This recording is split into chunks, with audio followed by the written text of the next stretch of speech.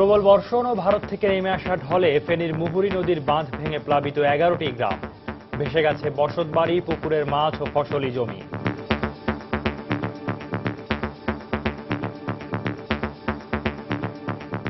জমি সব আমার শেষ। মাত্র 8 ফুট 10 সাইনের বাচ্চা দিগাম। কোনটা থাকবো কোনটা যাবো কোথায় ঠিক করবার আমরা ক্ষমতা নাই, কিচ্ছু নাই। বছর এটা একটা সমস্যা, আমরা এটা একটি স্থায়ীভাবে সমাধান চাই। পরিস্থিতি আরো খারাপের আশঙ্কা পানি উন্নয়ন বোর্ডের। যদি পানি না কমে এবং ভারত থেকে যদি পানি আরো আসে তাহলে আরো ক্ষয়ক্ষতি হওয়ার আশঙ্কা আছে। বন্যায় সারা দেশের সঙ্গে বান্দরবানের সড়ক যোগাযোগ বিচ্ছিন্ন। দেখছিলেন প্রধান শিরোনাম। দুপুরের সময় সঙ্গে আছি আমি সৌমিত্র শুভ্র এবং আমি রঞ্জন শুভ্র। এবার অন্যান্য শীর্ষ সংবাদ। বাংলাদেশে নির্বাচন প্রক্রিয়া সুষ্ঠুভাবে সম্পন্ন করতে ডিজিটাল পদ্ধতি ব্যবহার করায় প্রধানমন্ত্রী শেখ হাসিনার প্রশংসা করলেন বারাক ওবামা। প্রশিক্ষণপ্রাপ্ত ৩৫০০ তরুণের তৈরি করা 500 মোবাইল অ্যাপসের উদ্বোধন। 7 বিভাগে গড়ে তোলা হবে আইটি প্রশিক্ষণ কেন্দ্র। প্রাণমন্ত্রী মোফাজ্জল হোসেন চৌধুরী মায়ার দুর্নীতি মামলার পুনরায় শুনানির দিন ধার্য করতে হাইকোর্টে দুদকের আবেদন। নির্বাচনের প্রায় 3 মাস পর চট্টগ্রাম সিটির দায়িত্ব নিলেন মেয়র আজম নাসির। 1 বছরের মধ্যে জলাবদ্ধতা সমস্যা সমাধানের আশ্বাস। এবং বেসরকারি বিশ্ববিদ্যালয়ের শিক্ষার্থীদের মেধা যাচাইয়ের মানদণ্ডে ভিন্নতা, বৈষম্যের শিকার চাকরির বাজারেও অভিন্ন নম্বর পদ্ধতি প্রণয়নের তাগিদ।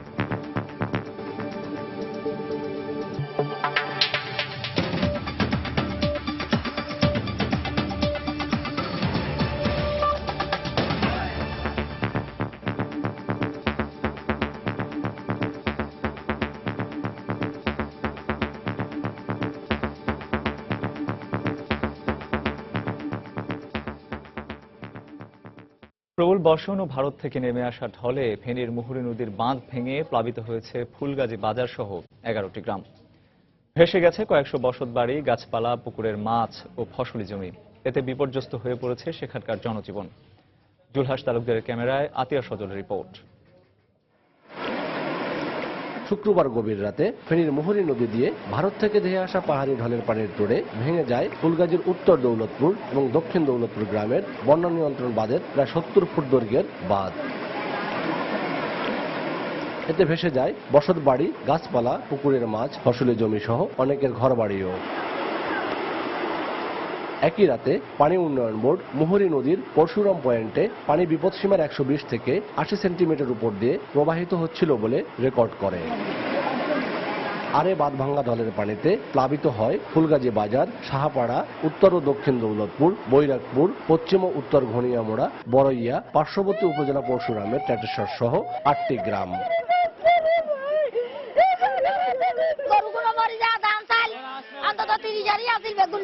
পুকুরে মাছ চলে গেছে, এলাকায় শাকসবজি নষ্ট হয়েছে, আমন ধান নষ্ট হয়েছে। কোনটা থাকবো কোনটা যাবো কোথায় ঠিক করবার আমরা ক্ষমতা নাই, কিচ্ছু নাই। জমি সব আমার শেষ। মাত্র 8 ফুট 10 সাইনের বাচ্চা দিগাম। বছর এটা একটা সমস্যা, আমরা এটা একটি স্থায়ীভাবে সমাধান চাই। ফেনী পানি উন্নয়ন বোর্ডের নির্বাহী প্রকৌশলী জানালেন, বাঁধের আরো একাধিক স্থানে ভাঙন দেখা দিতে পারে। ফ্লাড ওয়ালের নিচ দিয়া পানি সিপেজ হয়ে ফুলগাজী বাজার বর্তমানে 3 থেকে 4 ফিট পানির নিচে। পানি কমে গেলে আমরা দ্রুত মেরামতের ব্যবস্থা নেব, কিন্তু যদি পানি না কমে এবং ভারত থেকে যদি পানি আরো আসে তাহলে আরো ক্ষয়ক্ষতি হওয়ার আশঙ্কা আছে। ফেনীর আবহাওয়া অফিস শুক্রবার ভোর 6টা থেকে 24 ঘন্টায় এবছরের সর্বোচ্চ 185 মিলিমিটার বৃষ্টিপাত রেকর্ড করে। সবকিছু হারিয়ে নিঃস্ব সব লোকজন এখন সামনের দিনগুলো কিভাবে কাটাবে তা নিয়ে এখন যেন চিন্তিত। ফুলগাজীর দৌলতপুর গ্রাম থেকে আতিয়ার সজল, সময় সংবাদ, ফেনী। দর্শক, এই মুহূর্তে বন্যা কবলিত ফেনীর ফুলগাজীর জগৎপুর গ্রামে আছেন রিপোর্টার বখতিয়ার মুন্না। সেখানকার বন্যা পরিস্থিতি জানবো তার কাছ থেকে। মুন্না। হ্যাঁ সৌমিত্র, আমরা আগেও যেমনটা জানিয়েছিলাম যে পানি উন্নয়ন বোর্ড আমাদেরকে জানিয়েছিল সকাল 9টার সময় তারা মুহুরী নদীর পানি পরশুরাম পয়েন্টে তারা রেকর্ড করেছিল 1.15 সেন্টিমিটার নিচ দিয়ে। আর এখন সেটা 12টার সময় যেটা রিডিং করেছে তারা তারা এখানে বলেছে যে 12টার সময় তারা রিডিং করেছে, তারা আরো 47 মিটার নিচে প্রবাহিত হচ্ছে। তার মানে দাঁড়িয়েছে এখন বর্তমানে 62 সেন্টিমিটার নিচ দিয়ে পানি বিপদসীমায় প্রবাহিত হচ্ছে। তো কিন্তু এখানকার আমারকার পানি উন্নয়ন বোর্ডের যিনি নির্বাহী প্রকৌশলী আছেন তার সাথে আমার কিছুক্ষণ আগেও টেলিফোনে কথা হচ্ছে।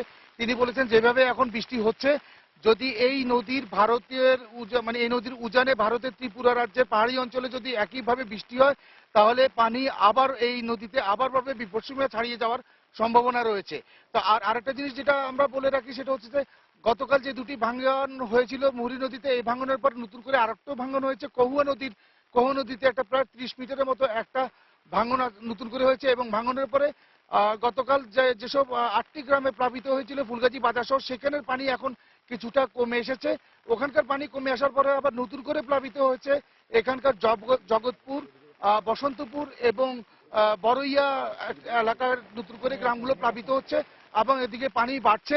পানি বাড়ার সাথে সাথে আবার নতুন করে এদিকে ত্রাণ তৎপরতাও কিন্তু থেমে নেই। সকাল থেকে এখানে ত্রাণ তৎপরতা শুরু হয়েছে। এখানকার স্থানীয় ইউনিয়ন পরিষদে ত্রাণ দেওয়া হচ্ছে। আবার এখানকার উপজেলা নির্বাহী কর্মকর্তা যিনি আছেন তিনি যেটা জানিয়েছেন, এই পর্যন্ত গতকালও 600 পরিবারকে ত্রাণ দেওয়া হয়েছে, শুকনো খাবার দেওয়া হয়েছে। আর আজও 600 পরিবারকে দেওয়া হচ্ছে। আবার নতুন করে যেসব গ্রামগুলোতে প্লাবিত হয়েছে সেখানেও আরো 120 জনকে শুকনো খাবার দেওয়া হচ্ছে। তো এই ছিল আমার কাছে সর্বশেষ। সৌমিত্র। দর্শক, আপনারা দেখছিলেন ফেনীর ফুলগাজীতে যতদূর চোখ যায় প্লাবিত অঞ্চল এবং বন্যা পরিস্থিতি সম্পর্কে বলছিলেন রিপোর্টার বখতিয়ার মুন্না। এদিকে বন্যায় ক্ষতিগ্রস্তদেরকে জেলা প্রশাসনের পক্ষ থেকে ত্রাণ সামগ্রী বিতরণ করা হয়েছে। সকাল থেকেই বানভাসী মানুষের মধ্যে সব ত্রাণ সামগ্রী বিতরণ করে প্রশাসন। প্রতিটি পরিবারকে 2 লিটার বিশুদ্ধ পানি, 2টি খাবার স্যালাইন সহ শুকনো খাবার দেয়া হয়। এদিকে ভারী বর্ষণ ও পাহাড়ি ঢলের দ্বিতীয় দিনে ফেনীর ফুলগাজীতে কহুয়া নদীর বন্যা নিয়ন্ত্রণের বাঁধ ভেঙে নতুন করে প্লাবিত হয়েছে আরও 3 গ্রাম। পানি উন্নয়ন বোর্ড জানিয়েছে সেখানকার মুহুরী ও কহুয়া বন্যা নিয়ন্ত্রণ বাঁধের শ্রীচন্দ্রপুর, জয়পুর ও জগৎপুর এলাকায় বাঁধের 4টি স্থান অত্যন্ত ঝুঁকিপূর্ণ অবস্থায় রয়েছে।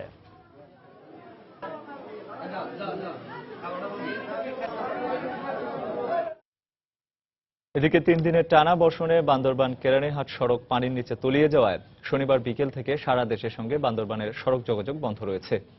এছাড়া সকাল থেকে বিদ্যুৎ বিচ্ছিন্ন রয়েছে পুরো জেলা। অব্যাহত বৃষ্টিতে সাঙ্গু ও মাতামুহুরী নদীর পানি বেড়ে বিপদসীমার উপর দিয়ে প্রবাহিত হচ্ছে। শহরের আর্মিপাড়া, মেম্বারপাড়া, ইসলামপুর সহ লামা ও আলীকদম উপজেলার নিম্নাঞ্চল প্লাবিত হয়েছে। বিপর্যস্ত হয়ে পড়েছে এসব এলাকার মানুষের জীবনযাত্রা। বন্যা পরিস্থিতি নিয়ন্ত্রণ ও পাহাড় ধসের আশঙ্কায় ইতোমধ্যে পৌর এলাকায় জেলা প্রশাসনের পক্ষ থেকে 7টি আশ্রয়কেন্দ্র ও কন্ট্রোল রুম খোলা হয়েছে।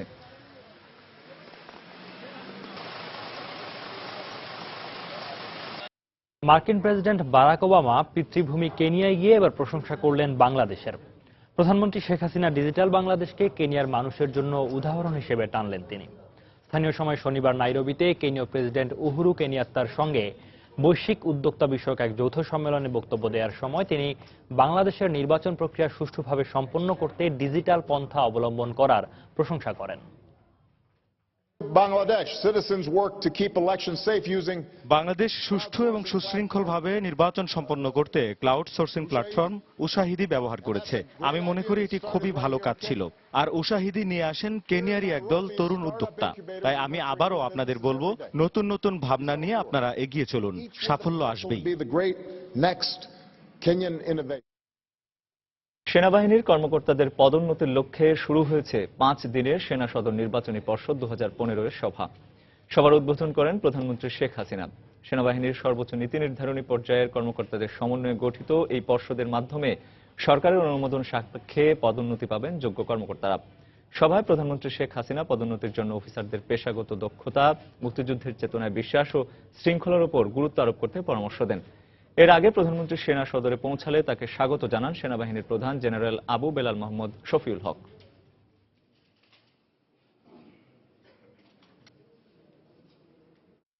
28 জুলাই শুরু হচ্ছে 3 দিনব্যাপী জেলা প্রশাসক সম্মেলন। এর উদ্বোধন করবেন প্রধানমন্ত্রী শেখ হাসিনা। সকালে সচিবালয়ের জেলা প্রশাসক সম্মেলন 2015 উপলক্ষে এক ব্রিফিংয়ে মন্ত্রিপরিষদ সচিব মোশাররফ হোসেন ভূঁইয়া একথা জানান। এ সময় তিনি বলেন, দেশের উন্নয়ন কর্মকাণ্ড ত্বরান্বিত করতে এবং নাগরিক সেবার মান বাড়াতে জেলা প্রশাসকদের নির্দেশনা দেয়া হবে। এবার ডিসি সম্মেলনে মোট 22টি সেশনে 39টি মন্ত্রণালয়ের 253টি প্রস্তাবের উপর আলোচনা হবে। খোলামেলা মত বিনিময়ে মাননীয় প্রধানমন্ত্রী বলবেন, আমাদের অফিসার রেসপন্ড করবে, আমাদের অফিসাররা বলবে, ডিসিরা বলবে, মাননীয় প্রধানমন্ত্রী রেসপন্ড করবেন।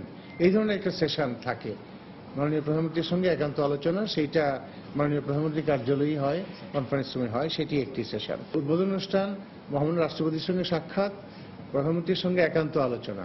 আর জেলা প্রশাসকদের জন্য একটা অ্যাডভান্টেজ হলো, একদিকে তারা যেমন এই মেসেজগুলি তারা রিসিভ করছেন, অপরদিকে স্থানীয় পর্যায়ে যে পরিস্থিতি কি, সেখানে কি সম্ভাবনা আছে, কি পটেনশিয়ালস আছে, কোন জেলায় কোন এলাকায় উন্নয়নের বা কল্যাণমূলক কার্যক্রম গ্রহণের কি সুযোগ আছে, সেইগুলি পলিসি মেকারদের সামনে তুলে ধরার সুযোগ তারা পান। এবং সরকারের যে পলিসি বা প্রোগ্রাম বাস্তবায়নের ক্ষেত্রে গ্রাউন্ড রিয়ালিটিস কি, বাস্তবে তার চ্যালেঞ্জগুলি কি, সেটাও তুলে ধরার একটা সুযোগ পান। শুধু রাজধানীতেই নয়, জেলা পর্যায়েও ৩,৫০০ তরুণকে মোবাইল অ্যাপস তৈরিতে প্রশিক্ষণ দেওয়া হয়েছে বলে জানিয়েছেন প্রধানমন্ত্রীর তথ্য ও যোগাযোগ প্রযুক্তি বিষয়ক উপদেষ্টা সজীব ওয়াজেদ জয়। আর এদের মাধ্যমেই তৈরি করা হয়েছে 500 অ্যাপস। সকালে রাজধানীর বিসিসি মিলনায়তনে এই 500 অ্যাপসের আনুষ্ঠানিক উদ্বোধন শেষে তিনি কথা বলেন। আগামীতে 7 বিভাগে আইটি ভোকেশনাল প্রশিক্ষণ কেন্দ্র গড়ে তোলা হবে বলেও ঘোষণা দেন তিনি। আধুনিক বিশ্বে তথ্য সমৃদ্ধ সেলফোন এখন সব ব্যবহারকারীরই অন্যতম পছন্দ, আর এজন্য চাই এক ধরনের সফটওয়্যার। অ্যান্ড্রয়েড সেটে ব্যবহার উপযোগী এই সফটওয়্যারই হচ্ছে মোবাইল অ্যাপস। উন্নত দেশের সাথে তাল মিলিয়ে বাংলাদেশও মোবাইল অ্যাপস তৈরি করছে, আর সরকারি পৃষ্ঠপোষকতায় সারা দেশে ৩,৫০০ উদ্যোক্তা ও প্রশিক্ষণপ্রাপ্ত তরুণ তৈরি করেছে 500 মোবাইল অ্যাপস। এর উদ্বোধনী অনুষ্ঠানে প্রধানমন্ত্রীর তথ্য ও যোগাযোগ প্রযুক্তি বিষয়ক উপদেষ্টা সজীব ওয়াজেদ জয় জানান, বিভাগীয় শহরে আরো 7টি প্রশিক্ষণ কেন্দ্র গড়ে তোলা হবে। আইটি ভোকেশনাল ট্রেনিং ইনস্টিটিউট করব, প্রতিটি ডিভিশনে আমাদের একটি করে ট্রেনিং ইনস্টিটিউট করার পরিকল্পনা আছে। প্রায় প্রতিটি বিশ্ববিদ্যালয়, যে প্রতিটি জেলা পর্যন্ত আমরা এই ট্রেনিংটা দিয়েছি। প্রায় 3,500 ছাত্রছাত্রীদের আমরা মোবাইল অ্যাপস ডেভেলপমেন্টের উপর ট্রেনিং দিয়েছি শুধুমাত্র 18 মাসে। চলতি বছরেই সারা দেশে দ্রুতগতির ইন্টারনেট সেবা পৌঁছে দেওয়ার কথাও তিনি জানান। পরিকল্পনা মন্ত্রণালয় আরো 1000টি ইউনিয়নে ফাইবার বসানোর কর্মসূচি আছে। বিটিসিএল কে কাজ দেওয়া হবে। ডোমেস্টিক নেটওয়ার্ক কোঅর্ডিনেশন কমিটির সিদ্ধান্ত হয়েছে যে বাকি যে 2,500 ইউনিয়ন, সেগুলোকে ভাগ করে যে প্রাইভেট সেক্টরকে দেওয়া হবে যে তোমরা এখানে ফাইবার অপটিক কেবল টেনে নিয়ে যাও। অনুষ্ঠানে তথ্য ও যোগাযোগ প্রযুক্তি বিষয়ক প্রতিমন্ত্রী জুনাইদ আহমেদ পলক দাবি করেন, তথ্য প্রযুক্তির উন্নতির ক্ষেত্রে বিশ্বের অনেক দেশই বাংলাদেশকে অনুসরণ করছে। যখন যুক্তরাষ্ট্রের প্রেসিডেন্ট গতকালকে বাংলাদেশের আইসিটি সেক্টরের উন্নয়নকে দৃষ্টান্ত হিসেবে, উদাহরণ হিসেবে তুলে ধরলেন, তখন অবশ্যই আমরা গর্বিত হই। এর আগে আরো 100 অ্যাপস নিয়ে সরকারিভাবে তৈরি করা অ্যাপসের বর্তমান সংখ্যা 600 বলে জানান সংশ্লিষ্টরা। মিজানুর রহমান কবির, সময় সংবাদ, ঢাকা। দুপুরের সময় আরো থাকছে। নিষেধাজ্ঞার পরও বিভিন্ন মহাসড়কে নির্বিঘ্নে চলছে সিএনজি চালিত অটোরিকশা সহ অবৈধ যানবাহন। ঘটছে দুর্ঘটনা, আলাদা রাস্তা তৈরির দাবি। আপিল বিভাগের নির্দেশে ত্রাণ ও দুর্যোগ মন্ত্রী মোফাজ্জল হোসেন চৌধুরী মায়ার বিরুদ্ধে দুর্নীতির মামলার পুনরায় শুনানির দিন ধার্যের জন্য হাইকোর্টে আবেদন করেছে দুদক। সকালে বিচারপতি ভবানী প্রসাদ সিংহ ও বিচারপতি এস.এম. মুজিবুর রহমানের সমন্বয়ে গঠিত হাইকোর্টের দ্বৈত বেঞ্চে দুদকের আইনজীবী খুরশিদ আলম খান এ আবেদন করেন। পরে আদালত আবেদনটি নথিভুক্ত করার নির্দেশ দেন। 2007 সালের 13 জুন তত্ত্বাবধায়ক সরকারের সময় মায়ার বিরুদ্ধে রাজধানীর সূত্রাপুর থানায় তথ্য গোপন ও অবৈধ অর্থ সম্পদ অর্জনের দায়ে মামলাটি করে দুর্নীতি দমন কমিশন। ওই মামলায় 2008 সালের 14 ফেব্রুয়ারি বিশেষ জজ আদালত এই মামলায় মায়াকে 13 বছরের কারাদণ্ড দেন। সেই সঙ্গে তাকে 5 কোটি টাকা জরিমানা এবং 6 কোটি টাকার সম্পদ বাজেয়াপ্ত করেন। তবে 2010 সালের 27 অক্টোবর হাইকোর্ট ওই রায় বাতিল করেন। কিন্তু এই বছরের 14 জুন হাইকোর্টের দেওয়া খালাসের রায় বাতিল করে নতুন করে আপিল শুনানির আদেশ দেন আপিল বিভাগ। বেসরকারি বিশ্ববিদ্যালয়, যেখানে শিক্ষার্থীদের মেধা যাচাইয়ের মানদণ্ড সিজিপিএ পদ্ধতিতে রয়েছে ভিন্নতা, ফলে চাকুরির বাজারে বৈষম্যের শিকার হতে হচ্ছে এসব প্রতিষ্ঠান থেকে পাশ করা ছাত্রছাত্রীদের। এক্ষেত্রে সব বিশ্ববিদ্যালয়ে অভিন্ন নম্বর পদ্ধতি প্রণয়নের তাগিদ শিক্ষাবিদদের। তবে বিশ্ববিদ্যালয় মঞ্জুরি কমিশন ইউজিসি সিজিপি এর ভিন্নতাকে সমর্থন দিয়ে উল্টো চাকরি দেওয়ার পদ্ধতি পরিবর্তনের পরামর্শ দিলেন। আরো জানাচ্ছেন মাহমুদ রাকিব। সরকারি বিশ্ববিদ্যালয়গুলোর পাশাপাশি দেশে উচ্চশিক্ষা বিস্তারে গুরুত্বপূর্ণ ভূমিকা রাখছে বেসরকারি 82টি বিশ্ববিদ্যালয়, যেখানে উচ্চশিক্ষা গ্রহণে আগ্রহীদের 53% ছাত্রছাত্রী প্রতিবছর অধ্যয়ন করছেন। হাতে গোনা 2-1টি বিশ্ববিদ্যালয় ছাড়া প্রায় একই রকম অবকাঠামো এবং শিক্ষা সুবিধা নিয়েই কাজ চালিয়ে যাচ্ছে এসব শিক্ষা প্রতিষ্ঠানগুলো। তবে চূড়ান্ত পরীক্ষা শেষে শিক্ষার্থীর মান যাচাইয়ের মানদণ্ড কিউমুলেটিভ গ্রেড পয়েন্ট অ্যাভারেজ বা সিজিপিএ পদ্ধতি নিয়ে রয়েছে ভিন্নতা। অন্যান্য ভার্সিটিতে যেখানে 4 পেতে হলে 80-তে পায়, বাট ওখানে আমাদের পেতে হয় 90+। আমাদের 97 পেলে তখন আমরা A+ পাচ্ছি। দেশের বাইরে কোনো ভালো ইউনিভার্সিটিতে আপনি যখন অ্যাপ্লাই করতে যাবেন, খুব ভালো ভার্সিটি যদি হয় 3.5 আপ চাই, সে কম নাম্বার পাইলো না বেশি নাম্বার পাইলো, এটা কিন্তু বাইরে ভার্সিটি কিন্তু জাজ করতেছে না।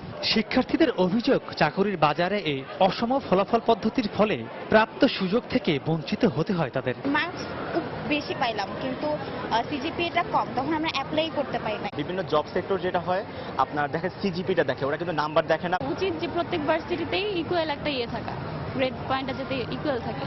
সিজিপি পদ্ধতির ভিন্নতার কারণে শিক্ষার্থীদের সমস্যার কথা মানছেন শিক্ষাবিদরাও। এক্ষেত্রে ইউজিসি চেয়ারম্যান মনে করেন, ফলাফলের শর্ত না দিয়ে পাশ করা সব শিক্ষার্থীকেই চাকরির আবেদনের সমান সুযোগ দেওয়া উচিত। যদি একটা ইউনিফর্ম পলিসি ফলো করা হতো তাহলে হয়তো ভালো হতো। ইউজিসির একটা দায়িত্ব এটা যে সব বিশ্ববিদ্যালয়ে কোয়ালিটি মেনটেন হচ্ছে কিনা সেটা পর্যবেক্ষণ করা। যারা চাকরির বিজ্ঞাপন দেয় এটা তাদেরই এখতিয়ার, কাকে নিবে কাকে নিবে না, কিন্তু গ্রেড পয়েন্ট না এটা মেনশন না করলে এটা ভালো। বাংলাদেশের শিক্ষা ব্যবস্থা একমুখী না হওয়ায় নানামুখী বিড়ম্বনায় পড়তে হয় শিক্ষার্থীদের। আর এ থেকে ব্যতিক্রম নয় দেশের বিশ্ববিদ্যালয়গুলোর ফলাফল নির্ধারণ পদ্ধতিও। তাই প্রতিযোগিতামূলক চাকরির বাজারে এক ধরনের বৈষম্যের মুখে পড়তে হয় শিক্ষার্থীদের। সে কারণে বিশেষজ্ঞরা বলছেন, দেশের সকল বিশ্ববিদ্যালয়গুলোর সিজিপিএ ও নম্বর পদ্ধতি হওয়া উচিত একই ধরনের। মাহমুদ রাকিব, সময় সংবাদ, ঢাকা। বছরের যে কোনো সময় ভারী বৃষ্টিতে রাজধানীর বিভিন্ন রাস্তায় পানি জমে যায়। বর্ষাকালে এ পরিস্থিতি হয় আরও ভয়াবহ। সম্প্রতি টানা বৃষ্টিতে রাজধানীর বিভিন্ন এলাকার সড়কে সৃষ্টি হয়েছে জলাবদ্ধতার। দীর্ঘ সময় পানি জমে থাকায় রাস্তায় সৃষ্টি হয়েছে ছোট বড় গর্ত। এতে সীমাহীন ভোগান্তি পোহাচ্ছেন নগরবাসী। এ সমস্যার সমাধানে সমন্বিত পরিকল্পনা নেয়ার পরামর্শ বিশেষজ্ঞদের। সাইফুল ইসলামের তোলা ছবিতে তানিন মেহেদের রিপোর্ট। বৃষ্টি পড়ে টাপুর টুপুর, নদে এলো বান। কবির ভাষায় বৃষ্টিতে নদীতে বান আসলেও আজকাল বৃষ্টিতে ঢাকার রাস্তাঘাটেও যেন বান ডাকে। সামান্য বৃষ্টিতে নগরীর রাস্তায় পানি জমে সৃষ্টি হচ্ছে জলাবদ্ধতার। মাথার উপর বৃষ্টি আর রাস্তায় অথই পানির মধ্য দিয়ে চলতে গিয়ে ভোগান্তি এখন নগরবাসীর নিত্য সঙ্গী। অনেক সমস্যা হচ্ছে, মানে এখানে একটু বৃষ্টি হলে পানি একদম থমথম, মানুষের যা কষ্ট, ভাঙ্গার মধ্যে কত মানুষ অ্যাক্সিডেন্ট হয়। আমাদের বিশেষ করে যারা ছাত্র আছি তাদের এই সম্পর্কটা আসলে অনেক বেশি ভোগান্তিতে পড়তে হয়। দেখা যায় যে রিকশা ভাড়া দ্বিগুণ চায় তারা, তো এটা আমাদের জন্য অনেক বড় একটা সমস্যা। নগরীর বেশিরভাগ রাস্তার ড্রেনেজ ব্যবস্থা খারাপ থাকায় বৃষ্টি থামার পরেও পানি কমতে দীর্ঘ সময় লাগে। ফলে রাস্তায় তৈরি হয়েছে ছোট ছোট গর্ত।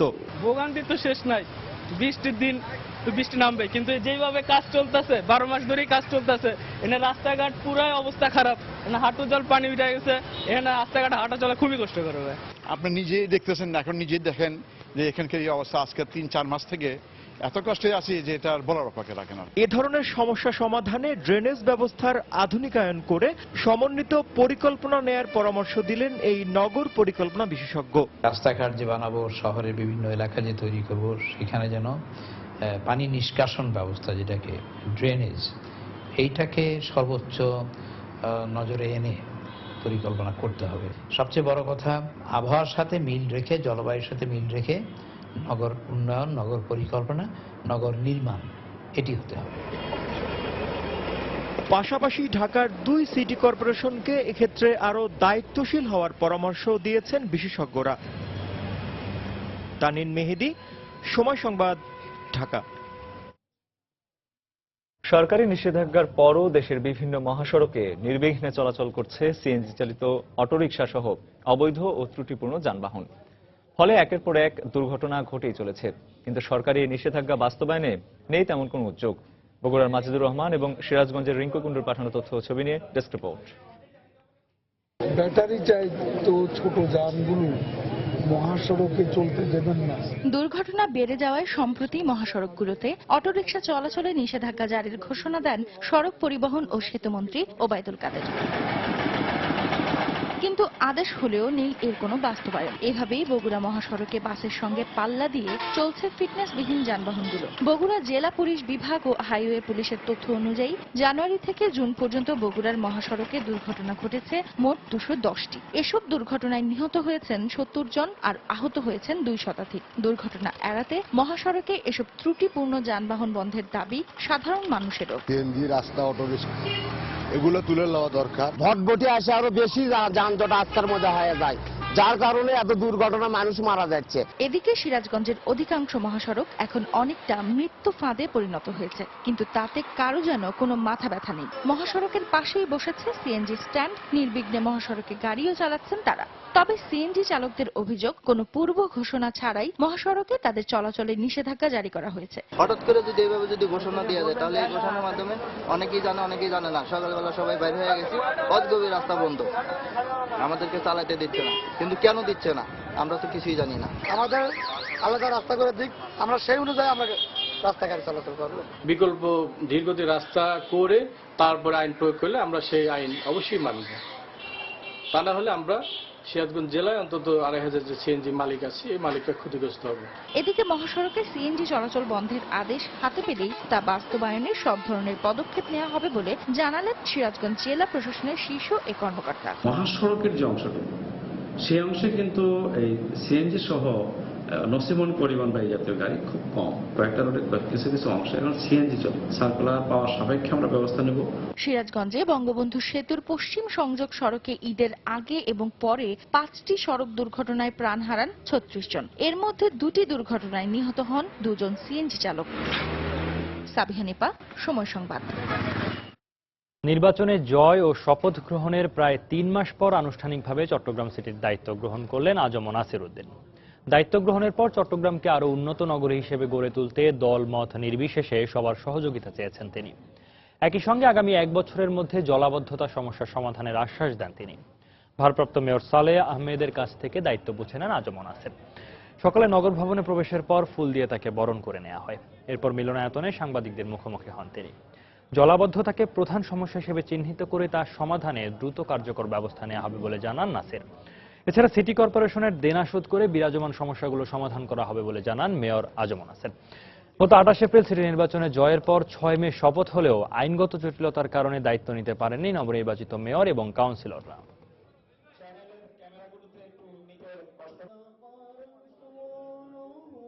এটা ধারাবাহিকভাবে উত্তরাধিকার সূত্রে দীর্ঘদিনের এটা সমস্যা, এই সমস্যাটা আমি উত্তরাধিকার সূত্রে পেয়েছি। আমাদের যে ইকুইপমেন্ট গুলো আছে চট্টগ্রাম সিটি কর্পোরেশন, এইগুলো শতভাগ ব্যবহার করে পাশাপাশি হায়ার করে আমি চেষ্টা করেছি। আজকে এই পদক্ষেপ গ্রহণ এবং পরিকল্পনা গ্রহণ করেছি বলেই এখন পানি কিন্তু খুব দ্রুত নেমে যাচ্ছে পর্যায়ক্রমে। পুরো চট্টগ্রাম মহানগরকে 1 বছরের মধ্যে থাকবো না, আগামী 1 বছরের মধ্যে দেখবেন আগে বর্ষার আগে আমি চট্টগ্রাম নগরে কিছু এলাকাকে টার্গেট করবো, আমি দেবো টার্গেট করে কোন এলাকাকে আমি জলাবদ্ধতা থেকে মুক্ত করবো। ছাত্রলীগের 2 দিনব্যাপী 28তম জাতীয় সম্মেলনের শেষ দিনের কার্যক্রম চলছে। শেষ দিনের সম্মেলন শেষে ছাত্রলীগের নতুন সভাপতি ও সাধারণ সম্পাদকের নাম ঘোষণা করা হবে। সম্মেলনকে কেন্দ্র করে সকালে রাজধানীর ইঞ্জিনিয়ার্স ইনস্টিটিউটে ছাত্রলীগের প্রবাসী সহ 110টি ইউনিটের বিপুল সংখ্যক নেতাকর্মী জড়ো হয়েছেন। এসব ইউনিটের প্রায় 3000 কাউন্সিলরের ভোটে নতুন সভাপতি ও সাধারণ সম্পাদক নির্বাচিত হবেন। সভাপতি পদে প্রতিদ্বন্দ্বিতা করছেন 10 জন ও সাধারণ সম্পাদক পদে লড়ছেন 18 জন। জাতীয় সম্মেলনের দ্বিতীয় দিনে আওয়ামী লীগের কেন্দ্রীয় নেতা সহ ছাত্রলীগের সাবেক নেতারা যোগ দিয়েছেন। ছাত্রদল সভাপতি রাজীব হাসানের মুক্তির দাবি জানিয়েছেন ছাত্রদলের কেন্দ্রীয় সংসদের সাবেক সভাপতি, সাধারণ সম্পাদক এবং সাবেক নেতারা। সকালে জাতীয় প্রেস ক্লাবের সংবাদ সম্মেলনে তারা এ দাবি জানান। এ সময় গণতন্ত্রকে সমুন্নত রাখতে শামসুজ্জামান দুদু, রুহুল কবির রিজভী সহ সব নেতার মুক্তির দাবি জানান তারা। এ সময় তারা বলেন, সাম্প্রতিক সময়ে ছাত্রদলকে দমন করতে নেতাদের বিরুদ্ধে মাদক সহ বিভিন্ন ঘটনায় জড়িয়ে গ্রেফতার করা হচ্ছে। কুমিল্লার মুরাদনগরে মসজিদের মাইকে ঘোষণা দিয়ে ডাকাত সাজিয়ে হত্যা মামলায় গ্রেফতার নাসিমা আক্তারকে আদালতে স্বীকারোক্তিমূলক জবানবন্দি দিয়েছেন। সকাল 10:30টার দিকে তাকে জেলা ও দায়রা জজ আদালতে নেওয়া হলে তিনি সেখানে জবানবন্দি দেন। এর আগে গোয়েন্দা পুলিশের কাছে হত্যায় জড়িত থাকার কথা স্বীকার করেন নাসিমা আক্তার। গতরাতে উপজেলার কাজিয়াতুল গ্রাম থেকে তাকে গ্রেফতার করা হয়। নাসিমা ট্রাভেল ব্যবসায়ী মোহাম্মদ আলীর স্ত্রী। এদিকে এই ঘটনায় আটক মসজিদের ইমাম আবুল হাসানকে গ্রেফতার দেখিয়ে 10 দিনের রিমান্ড আবেদন করেছে পুলিশ। প্রতারিত হয়ে বিদেশ থেকে ফিরে আসা যুবক মনিরকে গত 14 জুলাই পিটিয়ে হত্যা করে দালাল চক্র।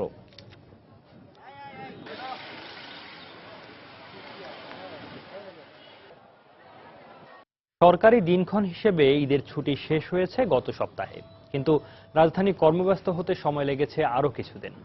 সপ্তাহের প্রথম কর্মদিবস আজ রোববার আবারও সেই যানজট, গাড়ির জন্য যাত্রীর অপেক্ষা আর নাগরিক ভোগান্তি দিয়ে দিন শুরু হয়েছে রাজধানীবাসীর। আবারও চিরচেনা ঢঙে ফিরতে শুরু করেছে এই নগরী। সাইফুল জুয়েল জানাচ্ছেন বিস্তারিত।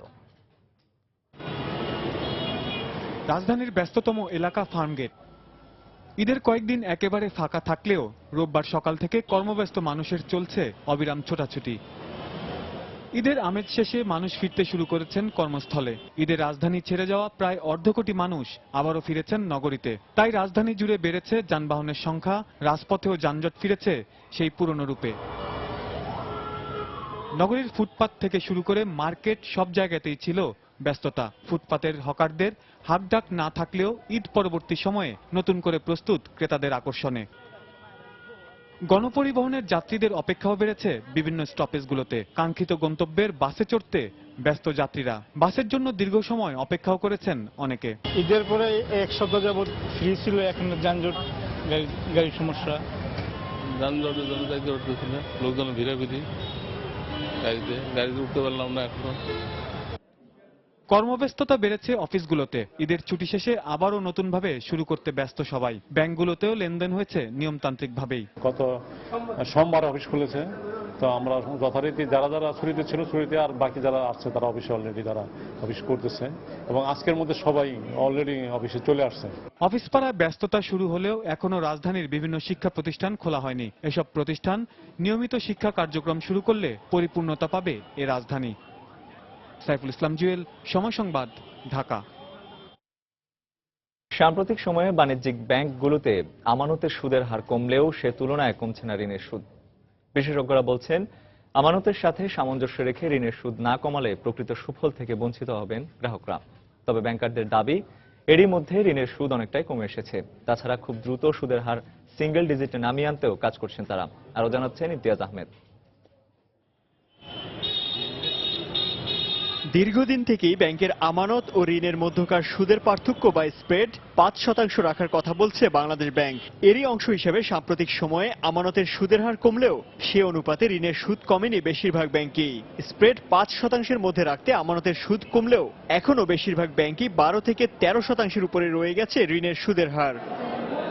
তবে ঋণের সুদ আগের তুলনায় অনেক কমেছে উল্লেখ করে ব্যাংকাররা বলছেন, ব্যবস্থাপনা ব্যয় আর খেলাপি ঋণের পরিমাণ না কমাতে পারলে ঋণের সুদ সিঙ্গেল ডিজিটে নামানো সম্ভব নয়। ব্যাংকের তার ডিপোজিটের সুদের হার কমানোর ফলে ন্যাচারালি যে লেন্ডিং এর সুদের হার কমেছে। এই জুলাই মাস থেকে এবছর আমার সুদের হার কমিয়েছে এবং গ্রাজুয়ালি আস্তে আস্তে কমবে এবং স্প্রেড যেটা 5%-এর নিচে বা 5% আনার যে বাংলাদেশ ব্যাংকের একটা আছে, সেটা আমার মনে হয় পর্যায়ক্রমে আমরা করতে পারবো। তা আপনি খেলাপি ঋণ যতক্ষণ না পর্যন্ত আপনি কমাতে পারবেন ততক্ষণ পর্যন্ত কিন্তু আপনি এই ঋণের সুদের হার আপনি কমবে না। সঞ্চয়ের যে ইন্টারেস্ট রেটগুলো যেগুলো ছিল এটা কমিয়েছি এবং তার ফলে আমরা ঋণের ইন্টারেস্টও কমাতে পারছি। আমাদের এক্সপেন্সটা কমে আসছে, ইন্টারেস্ট রিলেটেড এক্সপেন্সটা, যেটা লক্ষ্য 10%-এর নিচে চলে যাওয়া, খুব তাড়াতাড়ি বোধ হয় 10%-এ আমরা চলে যাব।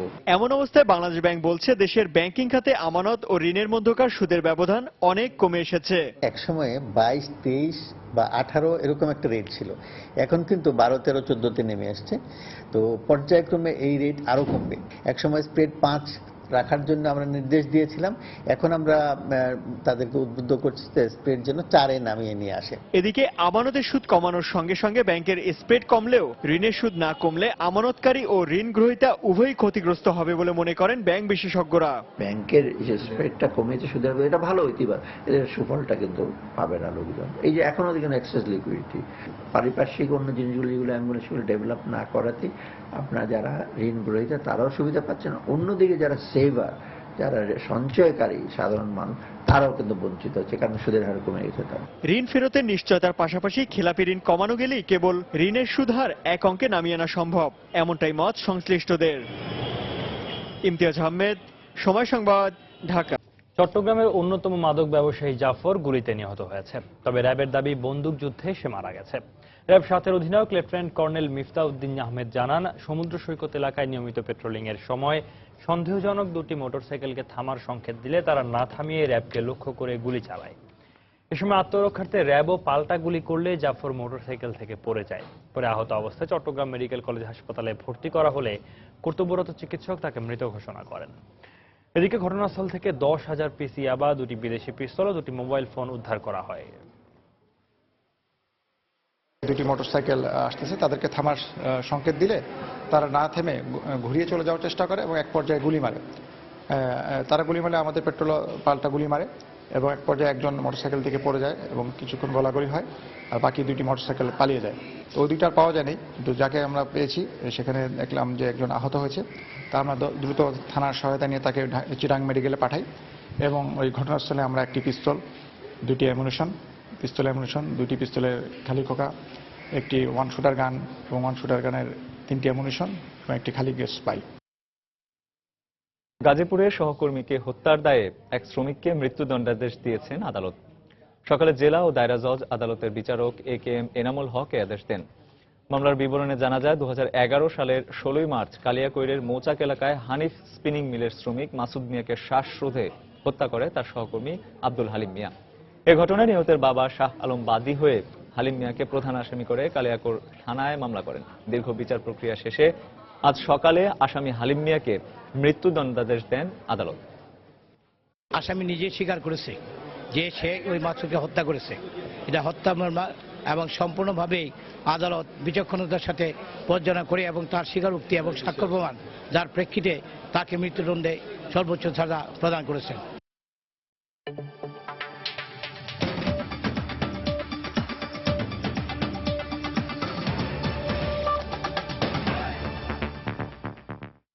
জঙ্গিদের বিরুদ্ধে প্রথমবারের মতো বিমান হামলা শুরুর দুদিনের মাথায় সীমান্তবর্তী সিরিয়ার উত্তরাঞ্চলের কিছু অংশকে নিরাপদ হিসেবে ঘোষণা করেছে তুরস্ক। তবে আইএসের পাশাপাশি কুর্দি যোদ্ধাদের উপর তুর্কি বাহিনীর হামলায় ক্ষুব্ধ প্রতিক্রিয়া ব্যক্ত করেছে ইরাক ও তুরস্কের কুর্দিরা। এরই মধ্যে সরকারের সঙ্গে করা যুদ্ধবিরতি থেকে নিজেদের প্রত্যাহার করে নেওয়ার ঘোষণা দিয়েছে তুর্কি কুর্দিরা। এদিকে ইরাকের কুর্দিস্তান ডেমোক্রেটিক পার্টি জানিয়েছে, গত কয়েকদিনে ইরাকের মসুল শহর থেকে 182 শিশুকে অপহরণ করেছে আইএস। জঙ্গিরা এসব শিশুকে যুদ্ধের প্রশিক্ষণ দিচ্ছে বলে অভিযোগ উঠেছে। সিরিয়া সীমান্তের কাছের সুরুক অঞ্চলে কুর্দিদের বিরুদ্ধে তুরস্কের সামরিক বাহিনীর বিমান হামলার প্রতিবাদে শনিবার আঙ্কারায় বিক্ষোভ করে কয়েকশো মানুষ। শুক্রবার থেকে ইরাক ও সিরিয়ায় আইএসের পাশাপাশি কুর্দিদের ওপর হামলা চালাচ্ছে তুরস্ক। বিক্ষোভের এক পর্যায়ে পুলিশের সঙ্গে তাদের সংঘর্ষ ঘটে। বিক্ষোভকারীদের ছত্রভঙ্গ করতে কাঁদানে গ্যাস ও জলকামান ব্যবহার করে পুলিশ। তুরস্কের এই অভিযানের প্রতিবাদে বিক্ষোভ হয়েছে ইরাকেও। আমরা তুরস্ক সরকারের এই সন্ত্রাসী কর্মকাণ্ডের নিন্দা জানাচ্ছি, কেননা এর মাধ্যমে কুর্দিদের সঙ্গে তারা প্রতারণা করছে। আমরা তাদের এই আচরণ মেনে নেব না। তুরস্কে কুর্দিদের পরিচয়, ভাষা ও সংস্কৃতির স্বীকৃতি চাই আমরা। তবে নিজেদের নিরাপত্তার ব্যাপারে আশ্বস্ত না হওয়া পর্যন্ত আইএস ও স্বাধীনতাকামী কুর্দি যোদ্ধাদের বিরুদ্ধে হামলা চালানো অব্যাহত রাখার সিদ্ধান্ত নিয়েছে তুরস্ক সরকার। এরই মধ্যে তুরস্ক ঘোষণা দিয়েছে তারা সিরিয়ার উত্তরাঞ্চলের সীমান্তবর্তী এলাকাকে হুমকিমুক্ত হিসেবে গড়ে তুলবে। সন্ত্রাসীদের হুমকিমুক্ত সিরিয়ার উত্তরাঞ্চলের কিছু অংশকে নিরাপদ অঞ্চল হিসেবে গড়ে তোলা হবে। আমরা সবসময় সিরিয়ায় নিরাপদ অঞ্চলের পক্ষে কথা বলে এসেছি। যারা এই অঞ্চল থেকে বিতাড়িত হয়েছে তারা সেখানে আসতে পারবে। তুরস্ক সরকারের এই অবস্থান কুর্দিদের সঙ্গে শান্তি প্রক্রিয়াকে ব্যাহত করতে পারে বলে আশঙ্কা করা হচ্ছে। এরই মধ্যে নিজস্ব ওয়েবসাইটে কুর্দিস্তান ওয়ার্কার্স পার্টি PKK বলেছে তাদের যোদ্ধাদের ওপর তুরস্কের সরকারি বাহিনী বিমান হামলা চালিয়ে যুদ্ধবিরতি ভঙ্গ করেছে। তারাও এখন 2013 সালে করা যুদ্ধবিরতিকে অর্থহীন মনে করছে। এদিকে ইরাকের কুর্দিস্তান ডেমোক্রেটিক পার্টি জানিয়েছে মসুলের বিভিন্ন এলাকা থেকে 182 শিশুকে অপহরণ পালন করেছে আইএস জঙ্গিরা। কয়েকদিন আগে অপহৃত এসব শিশুর বয়স 10 থেকে 15 বছর। বিভিন্ন শিবিরে নিয়ে গিয়ে তাদের মগজ ধোলাইয়ের পাশাপাশি অস্ত্র চালানো, আত্মঘাতী হামলার প্রশিক্ষণ দেয়া হচ্ছে বলেও দাবি দলটির। শরীফুল ইসলাম, সময় সংবাদ।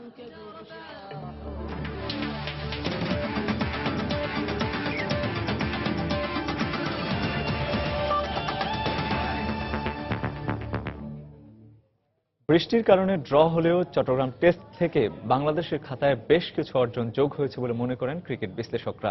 বিশেষ করে টেস্ট র্যাঙ্কিংয়ের সেরা দলকে পরপর 3 দিন চাপে রাখাটা টাইগারদের বড় অর্জন বলে মনে করেন তারা, যা ঢাকা টেস্টে ভালো করতে মুশফিকদের আত্মবিশ্বাস বাড়াবে বলেও মত ক্রিকেট বোদ্ধাদের।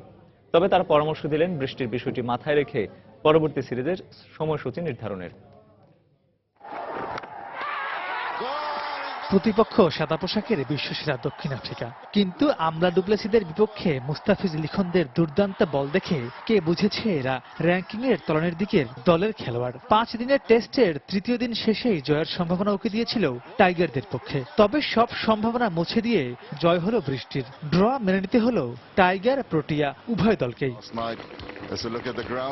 তাই বিসিবির পক্ষ থেকে বৃষ্টির বিষয়টি মাথায় রেখে পরবর্তীতে সিরিজ নির্ধারণের পরামর্শ ক্রিকেট বিশ্লেষকদের কণ্ঠে। সমস্যা অন্য জায়গায়, অন্য যাদের সঙ্গে খেলবো আমরা বড় টিমগুলো, তাদের প্রায় আগামী 5 বছর ক্যালেন্ডার বুক হয়ে আছে। ক্রিকেট বোর্ডের প্রেসিডেন্ট আমাদের পাপন ভাইকে আমি অনেক ধন্যবাদ জানাই। ওনার টিমকে নিয়ে উনি যে কনভিন্স করতে পেরেছেন যে আমাদের দেশে বৃষ্টি হোক, খেলাটা হোক। বাংলাদেশ ক্রিকেট বোর্ড চেষ্টা করবে যাতে শুষ্ক মৌসুমে, যদি উইন্টারে আমাদের কাছাকাছি সময় এই খেলাগুলোকে আনা যায়। যখন এই বৃষ্টি হয় এই সময়টা বাদ দিয়ে তখন খেলাটার যাতে আয়োজন করা হয় সেদিকে আশা করি সবাই দৃষ্টি দেবেন। চট্টগ্রাম টেস্ট ড্র হলেও এখান থেকে টাইগারদের অর্জনটা কম হয়নি বলে মনে করেন ক্রিকেট বোদ্ধারা, যা ঢাকা টেস্টে মুশফিক রিয়াদদের অনুপ্রেরণা হিসেবে কাজ করবে বলেও মত তাদের। দক্ষিণ আফ্রিকা আপনি জানেন টেস্টে ওয়ার্ল্ড র্যাঙ্কিং এ নাম্বার 1, সেই দলের বিরুদ্ধে পরপর 3 দিন যে ডমিনেট করা এবং তাদেরকে অস্বস্তির মধ্যে রাখা, এটি কিন্তু অনেক বড় একটা ব্যাপার। লঙ্গার বাসেন এসে জিম্বাবুয়ে এগেইনস্টও ভালো করেছিল, এই ম্যাচও সে ভালো করেছে। তাই আমি আশা করব লিখন শিখতে থাকবে, হি ইজ এ লার্নার, বয়স কম। মুস্তাফিজ তো শুরুতেই গর্জন, সময়ের সাথে দেখবেন তার আরো বেশি পেশি শক্তি বাড়বে, বলের পেস বাড়বে, স্পিড বাড়বে এবং তার বুদ্ধি দিয়ে সে আরো কারুকার্য তার বোলিংয়ে আনবে। প্রথম টেস্টে বাংলাদেশ যে প্রতিটি ডিপার্টমেন্টে ডমিনেট করতে সমর্থ হলো, এই আত্মবিশ্বাসের পারদ বা জ্বালানি এটি কিন্তু দ্বিতীয় টেস্টে মিরপুর মাঠে যেটি অনুষ্ঠিত হবে ডেফিনেটলি কাজে দেবে। ঘরোয়া লিগে লঙ্গার ভার্সন ম্যাচের স্বল্পতার কারণেই তামিম সাকিবরা বড় ইনিংস খেলতে পারছেন না বলেও মন্তব্য ক্রিকেট সংশ্লিষ্টদের। মাহমুদ রাকিব, সময় সংবাদ, ঢাকা। শ্রীলঙ্কা পাকিস্তান ওয়ানডে সিরিজের খবর। 5 ম্যাচ সিরিজের শেষ ওয়ানডেতে আজ মুখোমুখি হবে পাকিস্তান ও শ্রীলঙ্কা। সিরিজ জিতলেও চ্যাম্পিয়ন্স ট্রফিতে খেলা এখনও নিশ্চিত নয় পাকিস্তানের, তাই শেষ ম্যাচেও জয় তুলে নিতে চায় আজহার আলীর দল। অন্যদিকে সান্ত্বনার জয় দিয়ে সিরিজ শেষ করতে চায় স্বাগতিকরা। হাম্বানটোটায় 2 দলের ম্যাচটি শুরু হবে বাংলাদেশ সময় বিকেল 3টায়। একটি ম্যাচ হারলেও পুরো সিরিজেই বেশ দাপটের সঙ্গেই খেলেছে পাকিস্তান। সফরকারীদের ব্যাটিং বোলিং দুবিভাগের ক্রিকেটাররাই আছেন দারুণ ছন্দে। তবে সিরিজ জয় নিশ্চিত হলেও শেষ ম্যাচেও শতভাগ মনোযোগী পাকিস্তান, কেননা 2017 সালের চ্যাম্পিয়ন্স ট্রফিতে খেলা এখনও নিশ্চিত নয় পাকিস্তানের, তাই উইনিং কম্বিনেশন ধরে রেখেই মাঠে নামতে পারে পাকিস্তান। অন্যদিকে ধারাবাহিকভাবে বাজে খেলায় শ্রীলঙ্কার সমালোচনায় মুখর সাবেকরা। এরই মধ্যে বোলারদের ফিটনেস নিয়ে প্রশ্ন তুলেছেন সাবেক বোলিং কোচ চামিন্দা ফাজ। তবে সমালোচনা ছাপিয়ে জয় দিয়ে সিরিজ শেষ করতে চায় অ্যাঞ্জেলো ম্যাথুসের দল। দুপুরের সময়ে পর্যায়ে শীর্ষ সংবাদ জানিয়ে দিচ্ছি আরেকবার। প্রবল বর্ষণ আর পাহাড়ি ঢলে ফেনীর মুহুরী নদীর বাঁধ ভেঙে প্লাবিত 11 গ্রাম, ভেসে গেছে কয়েকশো বসতবাড়ি ও ফসলি জমি, বিপর্যস্ত জনজীবন। বাংলাদেশের নির্বাচন প্রক্রিয়া সুষ্ঠুভাবে সম্পন্ন করতে ডিজিটাল পদ্ধতি ব্যবহার করায় প্রধানমন্ত্রী শেখ হাসিনার প্রশংসা করলেন বারাক ওবামা। প্রশিক্ষণপ্রাপ্ত 3,500 তরুণের তৈরি করা 500 মোবাইল অ্যাপসের উদ্বোধন, 7 বিভাগে গড়ে তোলা হবে আইটি প্রশিক্ষণ কেন্দ্র। ত্রাণমন্ত্রী মোফাজ্জল হোসেন চৌধুরী মায়ার দুর্নীতি মামলার পুনরায় শুনানির দিন ধার্য করতে হাইকোর্টে দুদকের আবেদন।